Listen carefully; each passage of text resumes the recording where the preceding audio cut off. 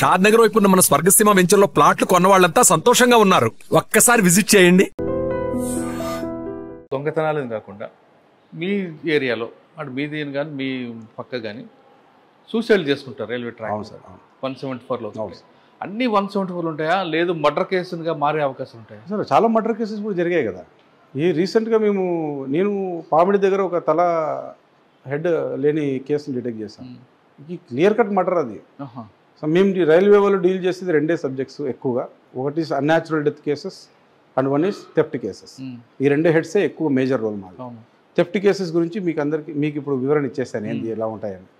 174 కేసెస్లో మీ ద్వారా మేము చెప్పదలుచుకుంది ఏమంటే, మాకి రైల్వే వాళ్ళకి యాక్సెస్ ఇవ్వండి. దేనికి? ఆధార్ కార్డు ఏదో యాక్సెస్ ఉంటుంది కదండి, ఫింగర్ ప్రింట్ పెట్టి మాకు ఏదైనా మెషినరీ ఎలా ఉండాలంటే అది ఆయన ఫింగర్ ప్రింట్ పెడితేనే అతని డీటెయిల్స్ వచ్చేటట్టుగా ఆ మెకానిజం ఇస్తే ఎన్నో శవాలు పాపం ఏమంటారు అన్ఐడెంటిఫైడ్గా గుర్తు తెలియని శవాలుగా ఉండవు సార్. ఖచ్చితంగా ట్రేస్ అవుతాయి. ఆ సిస్టమ్ కనుక వస్తే ఎంతోమందికి పుణ్యం చేసిన వాళ్ళం అవుతాం. ఆ బాడీని వాళ్ళ ఇంటికి చేర్చడము, లేకపోతే పాపం వాళ్ళు వస్తారనో లేకపోతే ఎక్కడో ఉన్నారులే అని చెప్పి అనుకుంటా ఇలా ల్యాబ్స్ ఉంది ఒకటి. అండ్ 174లో మర్డర్గా జరుగుతాయి. ఎస్ జరుగుతాయి. ఎలా జరుగుతాయి అవి అంటే సార్, ఎక్కడో చంపుతారు, తీసుకొచ్చి ట్రైన్ కింద పడేస్తే ముక్కలు అయిపోతుంది కాబట్టి దాన్ని ఎవరు కనిపెట్టలేరు అని చెప్పి. కానీ దానికి ఒక సిస్టమ్ ఉంది. దాన్ని ఎలా ట్రేస్ చేయాలో కూడా మాకు తెలుసు. ఆ విధంగా చేశారు. చేసాం కదా సార్. ఇప్పుడు ఒక బాడీ ఉంది, ఆ బాడీకి తల లేదు. తల ఏం లేదు అంటే అందరూ ఏమన్నారు, కుక్కలు ఎత్తుకోపోయింటాయి అన్నారు. సరే కుక్కలు ఎత్తుకోపోయింటాయి, సరే బాడీని పైకెత్తు, రాళ్ళని పక్కకి జరుపు, బ్లడ్ ఎక్కడ ఉందాడా? బ్లడ్ కారాలి కదా. ఇప్పుడు తల నరికింటే తల అక్కడే కట్ అయింటే ట్రైన్ ద్వారా కట్ అయిన వెంటనే బ్లడ్ అంతా ఎక్కడైతే బొక్క పడిందో అక్కడ నుంచి ఫ్లో అవుతుంది బయటికి. ఒకవేళ ట్రాక్ మీద వెళ్ళి ట్రైన్ బట్టి బట్టలను చింకిపోయి పోతాయి కదా. పోతాయి. అలా కాకుండా నీట్గా ఉంది బాడీ ప్లస్ బ్లడ్ లేదు కింద అంటే ఇది ఎక్కడో చంపి ఇక్కడ తీసుకొచ్చారు. ఇలాంటి కొన్ని రీజన్స్ ఉన్నాయి సార్ దాని ద్వారా. సార్ ఇది కాకుండా కొంతమంది నైట్ టైము మీరు చెప్తున్న డోర్ దగ్గర కూర్చుంటారు చల్ల గాలి కోసం. అవును సార్. అవును సార్. వెనక నుంచి అవడం డోర్ వేయచ్చు, లేదా గాలికి పడిపోవచ్చు. అవును. అటువంటి బాడీలు మీరు ఎలాగ ఐడెంటిఫై చేస్తారు? మోస్ట్లీ వాళ్ళ దగ్గర ఏదైనా సెల్ ఫోన్ ఉన్నా, లేకపోతే ఆధార్ కార్డ్స్, లేకపోతే ఏదైనా పర్సులు ఉంటాయి సార్ వాళ్ళకి. ఆ పేపర్ మీద ఫోన్ నెంబర్లు రాసుకుంటారు చాలామంది. నాకు తెలిసి చాలామంది వలసలు వచ్చేవాళ్ళు పాపం చాలామంది అలా చనిపోతుంటారు. పడుకుంటారు గాలి కోసం ఆ తూనికలో. అట్లే మరో ట్రైన్ కూడా బాపు కదులుతూ ఉంటుంది. అవును. ఆ కదలికలో మనిషి నిద్రలో ఉన్నప్పుడు ముందు పడిపోతుంది. అలాంటి బాడీలు చాలా పడిపోయాయి సార్. అలా ఎలా ఐడెంటిఫై చేస్తామంటే డిపెండ్స్ ఆన్ ఆధార్ కార్డు, లేదా వాళ్ళ దగ్గర సెల్ ఫోన్ ఇక్కడ చిల్లర వరకు పడిపోయి ఉంటాయి. ఆ సిమ్ ఉంటుంది, ఆ సిమ్ తీసుకొని వాళ్ళు కాంటాక్ట్ చేయడం ఇవన్నీ చేస్తాం. సార్ కొన్ని ప్రాంతాల్లో గేట్ దగ్గర కూర్చొని ఫోన్ మాట్లాడుతుంటారు, ఫోన్ చాటింగ్ చేస్తుంటారు. కింద ఉన్న స్టేషన్కి దగ్గరలో రాగానే ఒక గ్యాంగ్ కర్రతో కొట్టి ఫోన్ కింద పడిపోతుంటారు. ఆ ఫోన్లు తీసుకుని పారిపోతుంటారు.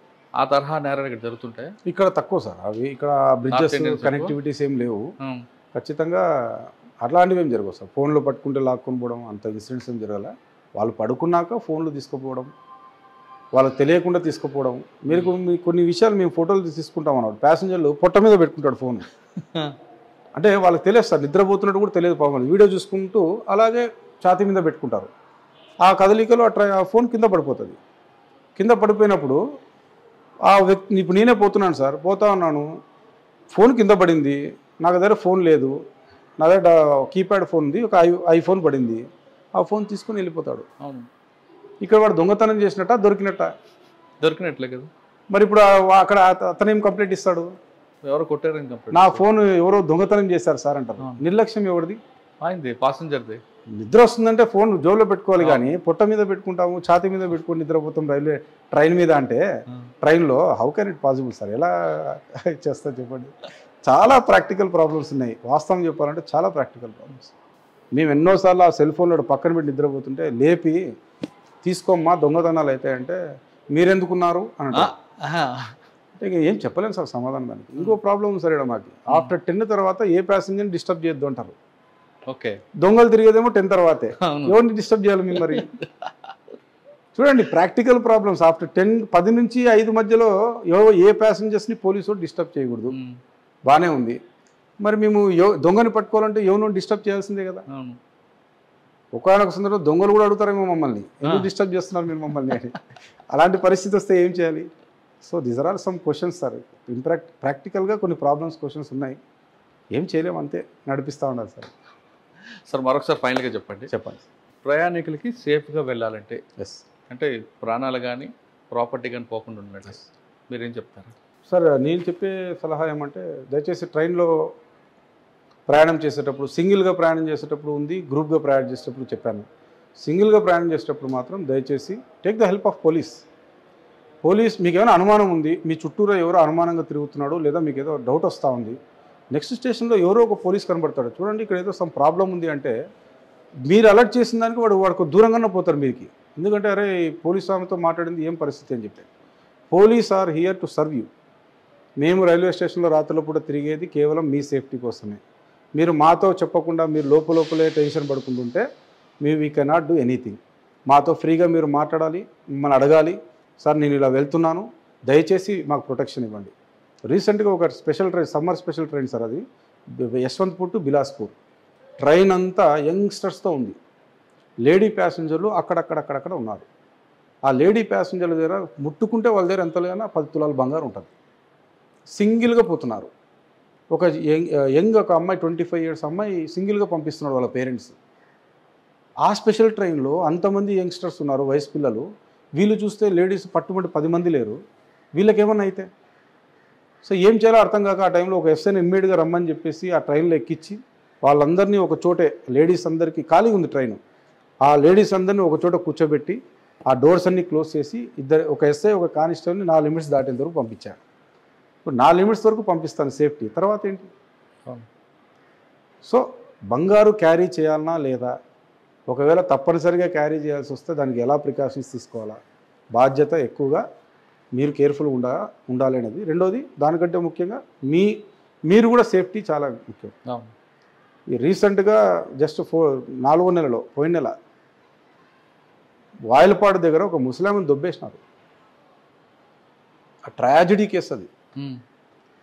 ముస్లామని చైన్ లాగే క్రమంలో, అంటే సేమ్ ఇప్పుడు ఎందుకు చెప్తున్నాడు సార్, ఇది 1 గంటకి 115 అవర్స్కి బాత్రూమ్ వచ్చిందని లేచింది ఆమె. వాకిల్ దగ్గర ఆల్రెడీ ఒకడు ఉన్నాడు. ఆమె నడుచుకుంటూ వచ్చి యూరినల్స్కి పోతూ ఉంటే చైన్ లాగే క్రమంలో ఆమె గట్టిగా పట్టుకుంది వాడిని, నా చైన్ వదిలేసేయాలి. అట్లే జుట్టు పట్టి గీడ్చి కిందికి లాగేశాడు వాడు. ఏం చేయాలి సార్ వాడిని?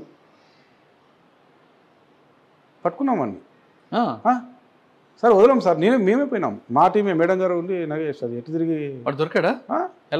మిర్జాపూర్ గ్యాంగ్, అదే మొన్న గుత్తిలో చైన్ స్నాచింగ్ చేసి పట్టుకున్నాం కదా, దానిలో ఎలా దొరికాడండి వాడు? సార్ ఇది చాలా హోంవర్క్ చేస్తాం, దానికి చాలా హోంవర్క్ చేసాము. అదే ఇందాక చెప్పాను కదా సార్, ఒక కార్ వస్తుంది ఆ ట్రైన్కి, వీళ్ళు కారులో వచ్చారు, యూపీ నుంచి కార్ వేసుకొని 5 మంది వచ్చి ఉలిందకొండలో దొంగతనం చేసిన తర్వాత నేరుగా చిత్తూరుకు పోయినారు. చిత్తూరులో సేమ్ కారులో వదిలేసిన తర్వాత 4 ట్రైన్ ఎక్కుతారు, 5 మందిలో 4 ట్రైన్ ఎక్కేసి వాయలపాడు రాగానే దొంగతనం చేసి ఆ ముస్లింని బయటికి తోసిన తర్వాత కారు ఎక్కేసి మళ్ళీ వెళ్ళిపోతారు. ఈ విధంగా దొంగతనాలు చేసుకుంటూ పోతున్నారు. ఆమె పాపం కంప్లీట్గా దెబ్బలు తగిలాయి. దాని మీద రాబరీ కేసు కట్టాము మేము. దొరికాడా? దొరికాడు సార్. ఏం చేశారు? జైలు ఉన్నాడు ఇప్పుడు. సార్ అది మనం ఎమోషనల్గా ఆలోచించాలి. ఇప్పుడు దగ్గర 70 years లేడీ ఆమె. 70 years లేడీని వాడు అంత కఠినంగా వాడు వ్యవహరిస్తూ ఉంటే మనం ఇలా ఉంటాం సార్. సార్ సాధారణంగా మీరు ఇంటర్ స్టేట్ కాకుండా అదర్ స్టేట్ గ్యాంగ్స్ అని చూస్తున్నారు కదా, ఈ పర్టికులర్గా సౌత్ ఇండియా వైపే వీళ్ళందరూ ఫోకస్ చేయడానికి రీజన్ ఏంటంటే వాళ్ళు ఏం చెప్తుంటారు సార్? నేను ఇంట్రాగేషన్ చేసినప్పుడు వాళ్ళు చెప్పిన ఒకే ఒక మాట, రిపీటెడ్గా వింటున్న మాట, రకరకాల అఫెండర్స్ దగ్గర నుంచి వింటున్న మాట ఏమంటే ఒకటే మాట, మీ సౌత్ ఇండియాలో ఉన్న వాళ్ళు ఎక్కువగా గోల్డ్ వేసుకొని తిరుగుతారు, మీ దగ్గర గోల్డ్ ఎక్కువగా ప్రయాణానికి వాడతారు, పెళ్ళికి పోవాలన్నా తీసుకుపోతారు, లేదా మెల్లో మంగళసూత్రం ప్రతిదీ కూడా బంగారం చైనే. సో మాకి ఆ నార్త్ ఇండియాకి వెళ్ళి మాకంత యాక్సెస్ లేదు, ఎవరు కూడా బంగారు ఆభరణాలు వేసుకొని తిరగరు. ఈజీగా మాకు ఒక 2 lakhs 3 lakhs 4 lakhs సంపాదించుకోవాలంటే ఒక చైన్ లాగేస్తే అయిపోయింది అన్న పరిస్థితిలో వాళ్ళు ప్రతి ఒక్కరు చెప్పిన స్టేట్మెంట్లో అది కలిసింది. అదొకటి. రెండోది ఇందాక తమరికి చెప్పాను, బెయిల్ విషయంలో చెప్పాను, బెయిల్ అనేది ఈజీగా తొందరగా వస్తుంది అనే అపోహ ఉందన్నమాట. ఆ రకంగా కూడా చేస్తున్నారు. మెయిన్ బంగారు క్యారీ చేస్తారు సౌత్ ఇండియాలో, ఎక్కువగా యాక్సెస్ ఉంది బాగా అనేది ఒక దృక్పథంతో వస్తున్నారు సార్ వాళ్ళు. సార్ మీరు మీ అన్నయ్యని చూసి డిపార్ట్మెంట్కి వచ్చారు, అవును సార్. మీకు చేతనంత వర్క్ చేస్తారు. చేస్తాను నేను చెప్పాలంటే చాలా ఇంటర్వ్యూ చూసా కానీ సార్. రైల్వేలో ఇంత మంచి ఆఫీసర్ నేను బహుశా ఫస్ట్ టైం చూడండి, అదే ఇంత సార్. ప్యాషన్గా చేయడం. సార్ మిమ్మల్ని చూసి కానీ లేదా పోలీస్ డిపార్ట్మెంట్ రావాలనుకున్న వాళ్ళకి మీరు ఇచ్చే మెసేజ్ ఏంటి? సార్ పోలీస్ డిపార్ట్మెంట్ అనేది 100% చేయాలి సార్. ఇప్పుడు